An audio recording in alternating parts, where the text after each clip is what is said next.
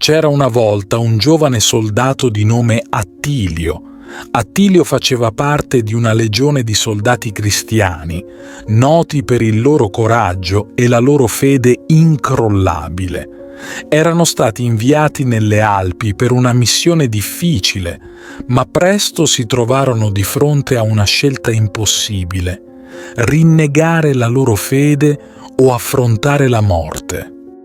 Il comandante della legione, un uomo saggio e coraggioso, rifiutò di obbedire agli ordini dell'imperatore che voleva che adorassero gli dei pagani.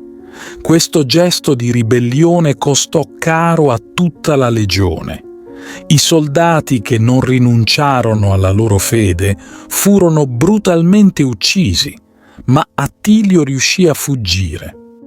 Ferito e affamato, Attilio trovò rifugio tra le montagne. Nonostante le difficoltà, la sua fede rimase forte.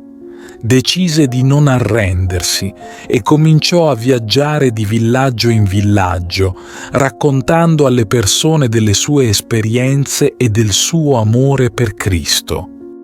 Le sue parole erano semplici ma toccanti. Parlava di pace, di amore e di speranza. Le persone, inizialmente sospettose, cominciarono ad ascoltarlo.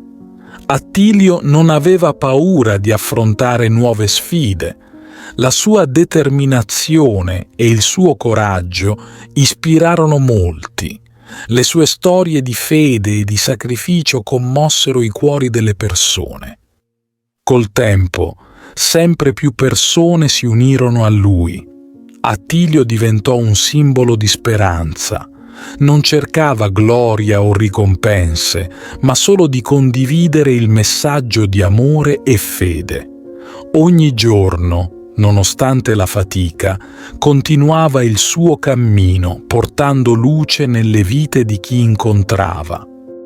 In un piccolo paese del Piemonte chiamato Trino Vercellese, Attilio trovò una comunità che accolse il suo messaggio con entusiasmo. La sua presenza cambiò la vita di molte persone, portando loro conforto e speranza. Anche dopo la sua morte, il ricordo di Attilio rimase vivo nei cuori delle persone.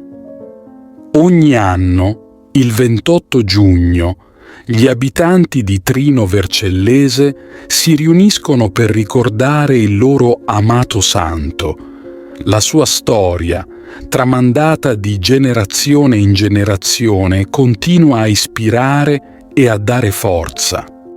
Attilio, con la sua semplice fede e il suo coraggio, dimostrò che anche nei momenti più bui l'amore e la speranza possono brillare. La sua vita è un esempio di come la fede possa superare ogni ostacolo, portando luce e speranza nei luoghi più remoti. Ti invito calorosamente a iscriverti al nostro canale per darci supporto e permetterci di continuare a creare nuovi video che condividono storie ed esperienze ispiratrici. La tua iscrizione è un prezioso sostegno che ci motiva a condividere più contenuti di valore e a diffondere messaggi di speranza, fede e crescita personale. Grazie di cuore.